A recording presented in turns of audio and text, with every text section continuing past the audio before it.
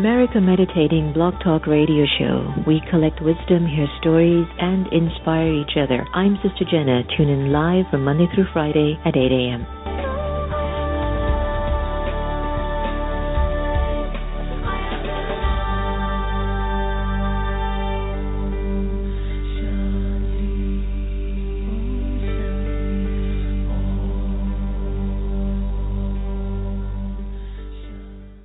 Hello, this is Kristen Hoffman, and it is with great love, joy, pleasure, and spirit that I am listening to America Meditating Radio Show.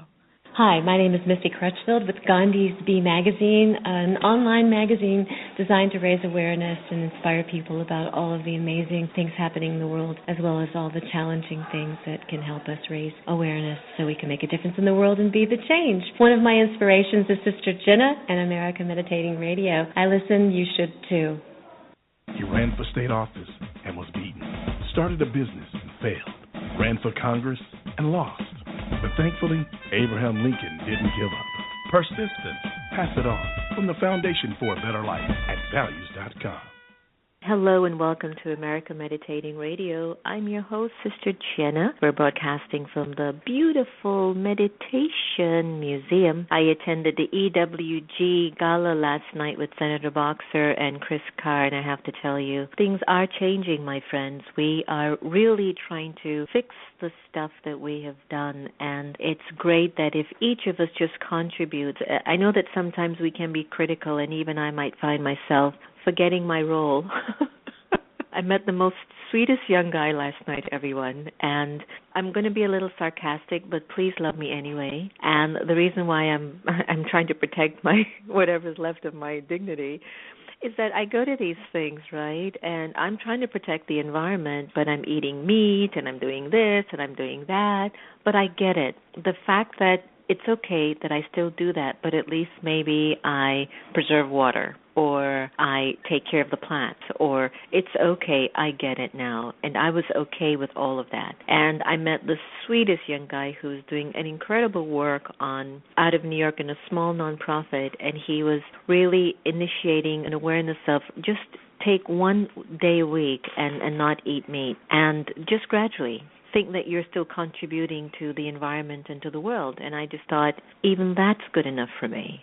The fact that he's conscientiously knowing I can do only one day. And I just wanted you to know that's when you're really aligning with your truth. And who knows if from that place it might shift and move on to another level of truth. The change is inevitable. Stay tuned. We're going to have Tasha Silver, who graduated from Yale and who's an incredible author on a new book called Change Me Prayers. So we're going to have a chit-chat with Tasha. But before we do, I would like to play This Love by Lucinda Drayton on her Bliss CD and take you all into the zone. Breathe in deeply and enjoy.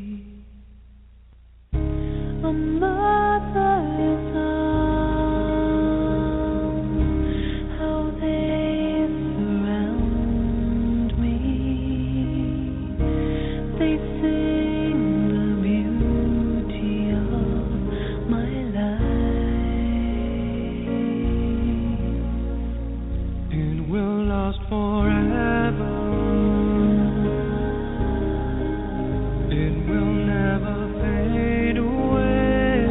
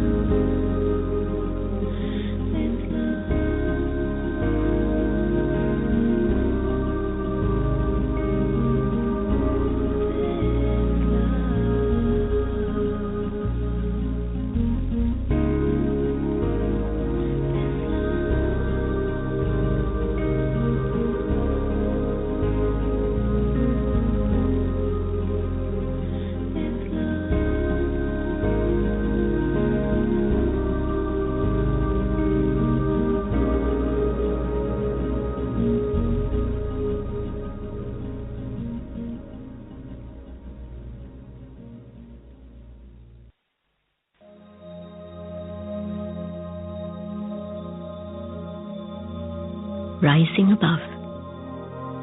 Taking just a minute, I imagine stepping into a hot air balloon.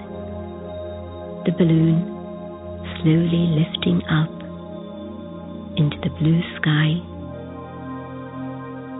Looking down, I see the picture of my life. Any problems seem so small.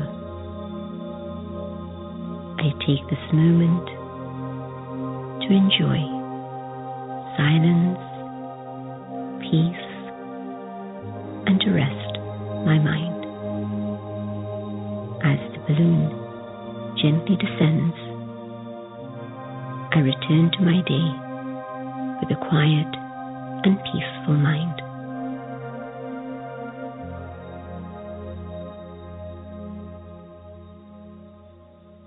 Welcome back, my friends. That was Rising Above on Just a Minute by B.K. Jayanti Kirpalani. And I hope you enjoyed the track by Bliss called This Love. You're listening to America Meditating Radio, broadcasting live from the Meditation Museum in the nation's capital. We want to turn the lines to our lovely Sister Gita and have her do a special reading on us. What do you have for us today, sis? Good day. Trusting we're all acting out the role of being companion of God. This book is written by one of our world's wisdom keeper, Daddy Yankee, And the topic, pure feelings. People have experienced a lot of deception in their lives. There has been a lot of exchange of everything that is false. So feelings have become. It has been destroyed. It is why some people have stopped feeling altogether and have rejected the world. However, when a soul starts receiving something from God, the heart opens up. So let us start receiving something from God and have pure feelings. Let us experience what pure feelings are. Let us have trust in each other and faith in ourselves. Let us learn to love ourselves. Let us therefore take from God and give to others. When we have very powerful good wishes for others, good feelings for others, those good feelings reach them. We can help each other through the power of our good feeling. Deep in my heart, there is just this one feeling, just as I have received so much from God.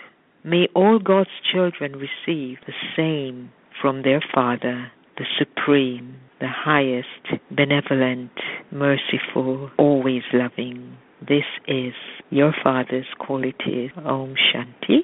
Thank you. The American Meditating Radio is very proud to welcome Tosha Silver. Tosha graduated from Yale with a degree in English literature, but along the way fell madly in love with metaphysics and yogic philosophy. I'm sure her parents must have gotten really excited. And for the past 30 years, she has taught people around the world ways to align with inner love. She's the author of Outrageous Openness and recently released Change Me Prayers, The Hidden Power of Spiritual Surrender. Tosha lives near San Francisco, where she runs an online school about these ideas called Living Outrageous Openness. Think like a goddess. Tasha says that the guidance from the inner divine begins to lead when it is sincerely invited. So today we are very privileged to welcome Tasha on the air. Hi, Tasha. Welcome. Hi. Good morning. Thank you. Good morning. So were your parents like jumping for joy after they paid all that money for you to go to Yale?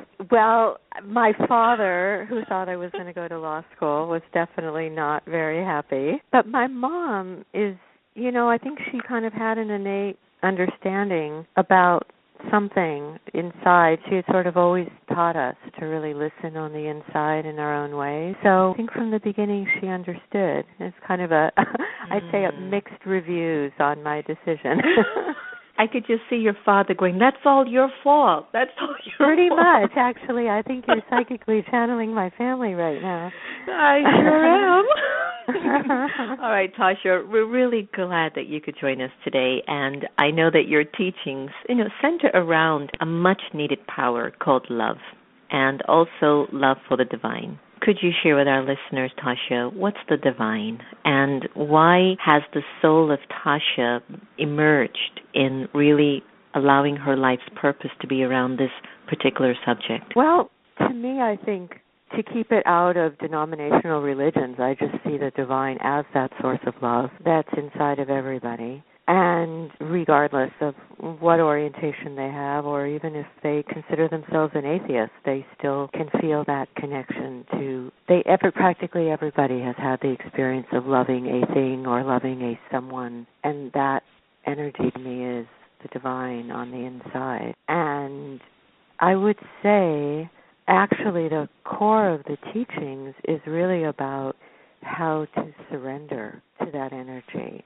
as opposed to giving it a list of things that are wanted. Or, I often think that the purpose of both books, and I think why they struck such a chord with so many people, is because a great deal in the culture is about how do you use the universe to get what you want. Even if you're focusing spiritually, these are the prayers I want because this is what I want to have happen, or even just that focus in general. And it really turns it on its head. I was seeing very little contemporary writing about how do you actually surrender, not to an external form, but to that force of love inside you. So both books are very much about that. How do you build a relationship to this inner force of love and then allow it to use us, as opposed to that more common utilitarian focus of, well, how can I use the universe to get the following list of things I want?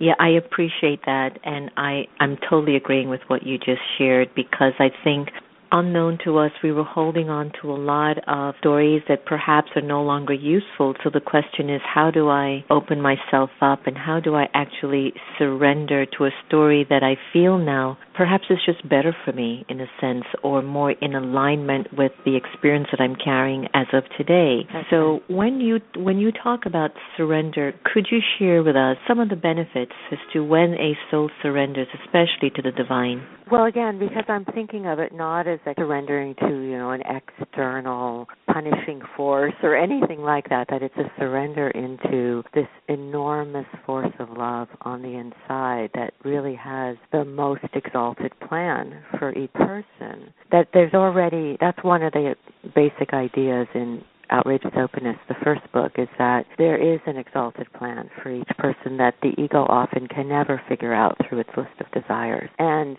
I partly was coming to that because I had so many experiences over the years when I was giving individual sessions with people, of many people who got all their personal desires. They found the perfect partner, they got the house they'd always wanted, they had great career success, and they truly were still not happy. So that began to show me pretty clearly that desires alone aren't going to fill that ache on the inside. Even the greatest partner can't fill that. But that surrender into love, which I think of another word for that is as an offering to love, because I think some people get squeamish around the word surrender sometimes, and they think it's a passivity. But it's actually a relaxing and an offering. It's almost like in the Bible where it says cast the burden. That to me is what this is, and that it's one thing to talk about it, but there's very specific ways to cast the burden of the life, not just to talk about it, but truly to do it. And both books are about that. The burden's not only shared. So I think a lot of people will say, well, I invite God to take my problems and help me solve them. And I'm like, oh, that's stage one. But there's a different stage where the problems are truly offered to the divine, and then they become love's problem. I hear you, and there's something that I've been hearing a lot, and I think you must hear it a lot from your clients, is that everyone is always looking for that perfect partner to fit, or to complete that void. And I think historically we have observed it's not happened. And I think that the perfect partner that we might be calling for is an amplified state of our own self, in a completed self, and perhaps something connected to the divine that we need to amplify within ourselves, and then whoever comes to us in our amplified state are actually basically supporting the work that I've already done. Does that make sense to you? That's exactly it. I would agree 100%. I mean, in a sense, you could say one of the most basic spiritual ideas is that the outside reflects the inside. And so when that focus on the integration is happening on the inside, as if really nothing can come on the outside that you don't feel worthy of on the inside. So I think it's true that to me, the true partner, regardless of whether you're looking for one, you could care less about the topic, you're with one, the true partner is the friend on the inside, always.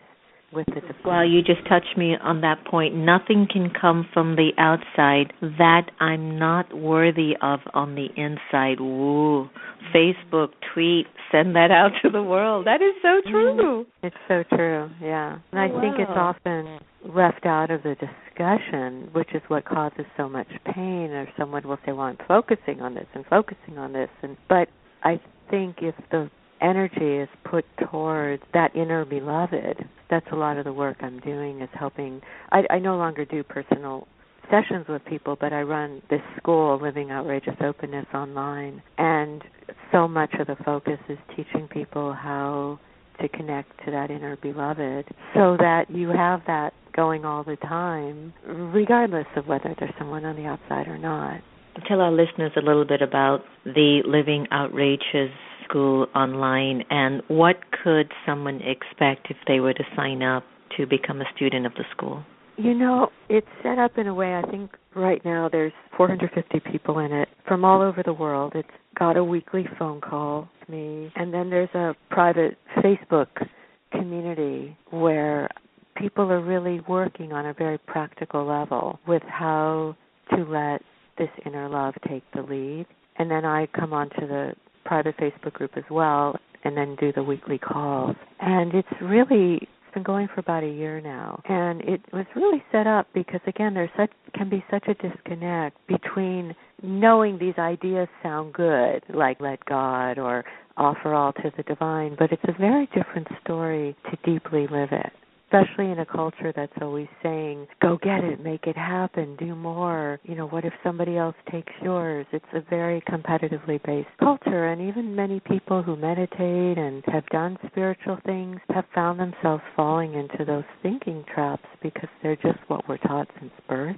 So this is a very intentional online community and school for everybody's helping each other live on a really practical level these ideas and, discussions around how do you do this with money? How do you do this with you need to move to a new home? All the basics. How do you do it when you're raising kids where everything is offered love and you learn to really act from the intuition and how the divine shows itself in your inner voice in a very practical way. I know there's a lot of people that meditate very well, and then the minute the meditation's over, they're back to anxiety and worry. As I'm sure you've seen that. And that's why I am not a supporter of the emptying your mind meditation. I think we are now being ushered through to let me percolate the right thoughts in my mind so as I'm living, I don't shake so much. Yeah, and I think that can be true for sure. And then the other side of it is whether the divine is consciously invited when non-meditation is happening. Because then I think everything becomes meditation. Mm-hmm.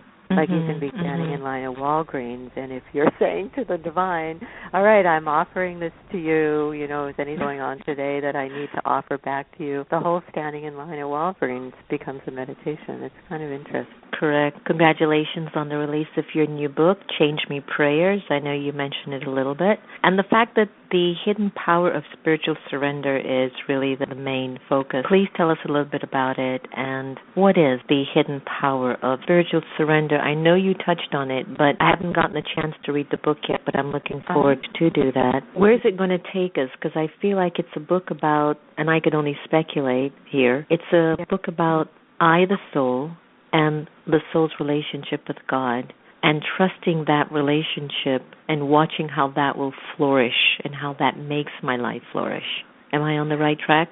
Yeah, I would say that's sort of a baseline of it. And more specifically, the reason the book is called Change Me Prayers is because it came out of, I got thousands of letters from the first book, Outrageous Openness, and what people were saying is, okay, this is really exciting, this idea of letting the divine take the lead. However, on a day-to-day level, I'll have something happen like, we've all seen this. Like one woman wrote to me once and she goes, but I have a terrible problem with procrastination. And no matter how much I'm inviting the divine to take the lead, I still procrastinate, or I still am scared of not having enough money, or whatever somebody's individual issue is. So what I started playing with, because this is just how I live my own life, that you can really do direct prayers to the divine that say, let me become somebody who's free of procrastination. Allow me to always do what I need to do next. Or that there could be a very direct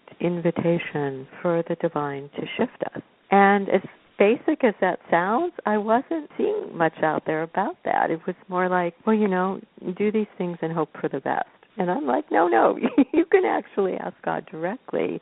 So, nice. It's a direct invitation for transformation. And they're kind of, I don't know, like I say, basic, and yet seldom was I finding people were thinking that way. And then when the letters came from the second book, it was quite something. People would say, "Oh, it never occurred to me. You could ask the divine, allow me to love myself," rather than somebody just telling you, "Oh, you should love yourself," which doesn't always help. that you can actually say to the divine, shift me into someone who can love myself. I love that. And how is the soul of Tasha doing at this stage, after the book and the letters and the online classes? What is she feeling inside of herself today in terms of the sum total of her story? And what can she teach us right now? Well, I would say at the moment, I say that the more I do this work, the more I write about it, the more I teach about it, the more I'm pretty much just in right now. And I'm sure I'm not the first person to talk about that, but the focus has started to just become gratitude for right now and letting go of the story from the past, which starts to get boring after a while, I think, for anybody. And I love you saying that.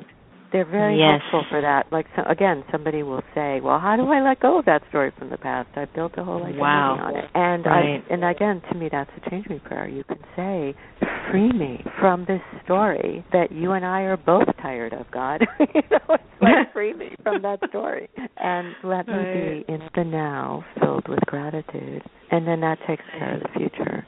So I would say that's a very simple focus. Simple but meaningful and sincerely shared, which is, I think, perhaps the genesis behind our definition of success.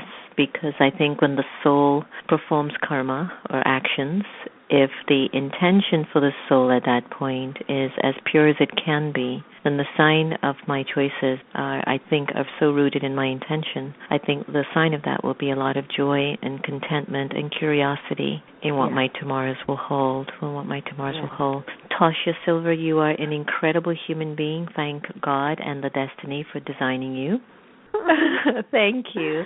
And before I let you go, leave us with your favorite life quote and information where our listeners can find work about what you're doing. And please, if you're ever in Washington, D.C., we would be happy to host you for a discussion at the Meditation Museum. Most welcome. Thank you so much. I love that. I would actually say my favorite quote is from there's an Indian saint named Nisargadatta Maharaj, and I love his work, and I quote him in both books. And what he said is that when passionate desires are allowed to become preferences, then life begins to happen through you and for you instead of by you. And that, to me, really is actually the foundation of both books, that as the way passionate desires become preferences is by offering everything to the divine. And as things are offered to the divine, then life begins to happen for you and through you and not by you. And that sums it up. So if people want to learn more how to do that, I would say they go to toshasilver.com, to my website. They'll see the link to read more about the Living Outrageous Openness School online. And then they'll see there's meditation CD, there's about 20 different video or audio classes that they're already recorded that they can hear. There's a lot of work about this, and both books they'll see on the website as well. Thank you so much, Tasha. Sending you divine love with a whole lot of surrender. Thank you, you too. So I think my takeaway definitely, apart from a lot of other things that Tasha shared with us, nothing can come from the outside that I'm not worthy of receiving. Whoa. Thank you for listening to America Meditating Radio Show. Please download the Pause for Peace app just so that you can have it 24/7 at your access. When you wake up in the morning, America Meditating. When you go to bed, America Meditating. There is such a resource of information for your own transformation on that little app that was designed by our 13-year-old.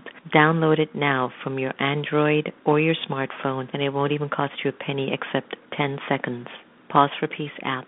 Remember, no one can take away your happiness unless you give them permission. And we are here to love each other the same, so let us do that. And we're going to end today with a beautiful song by our friends at Agape. And that's going to be Holy, Holy Way by Ricky Byers Beckwith. Take care, everyone. Happy holidays.